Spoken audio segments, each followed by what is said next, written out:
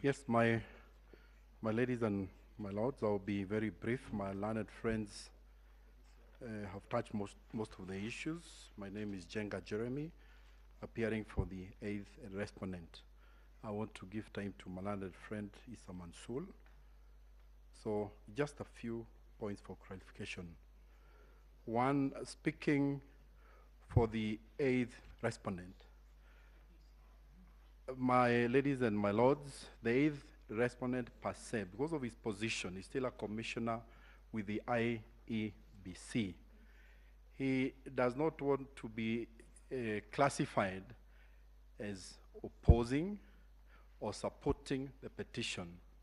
But the reality is this, that by him, and I think that's the position of the other, from the fifth to the eighth respondents, by telling the court the truth, by telling Kenyans the truth, what happened at IEBC before the elections, during the elections, and after the elections, by telling the court the truth. Unfortunately, they have no apologies for this. That evidence addresses some of the issues that have been framed by the court. One of those issues that, according to the eighth respondent, is addressed by his position, the one that is taken in his affidavit, is issue number 6. That is whether the IBC carried out the verification, tallying, declaration of results in accordance with Article 138. My learned friends have covered that. The eighth respondent's affidavit has covered that. They were not involved in the tallying verification. So answering that question, the eighth respondent, it is his position that the presidential elections that were announced by I think the third respondent did not comply. Now, the other issue that I want to clarify, my ladies and my lords, or maybe I should address whether the issue number 1, 5, and 7.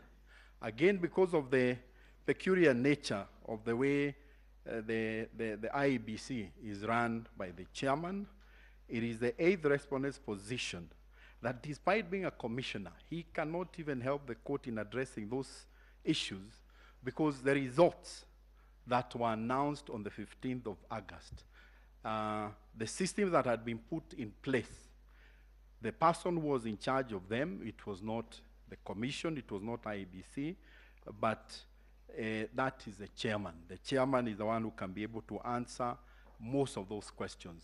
The results that were announced, his position is that those were not the results of the commission, those were the results of the chairman.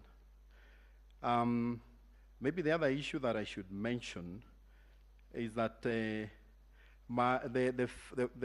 fifth to eighth respondents, they've been branded all sorts of names. Some of them appear in the documents that are before court. Others have been mentioned out there. And my lord, what the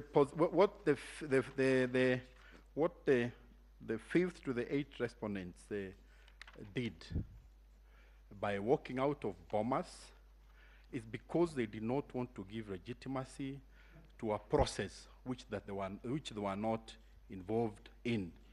My lord, by taking my ladies and my lords, by taking the position they did, as has been mentioned by my learned friends, they took an oath of office.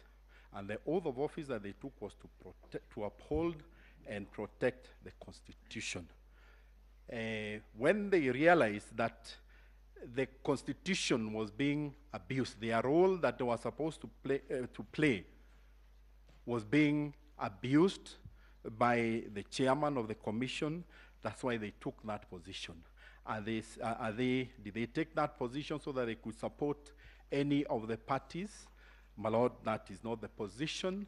They were just exercising their right, what they had taken oath to do, uphold and protect the Constitution. So all these names, the way they are being seen, that like they are taking sides, they are not taking sides because they had any interest in the outcome of the elections. They took the position they did because they wanted to uphold the Constitution. My ladies and my lord, we have, there are some authorities in our list of authorities that we would kindly request that you look at them. I know you've been referred to authorities within Kenya. We have gone out of the country. We have some very good authorities from India, the Supreme Court of India. I will not take time to go through them, but they will be of great help to the court even as you retire to come down with your judgment. My lady, because of constraints of time, I will leave the remaining time to my learned friend, Mr. Issa.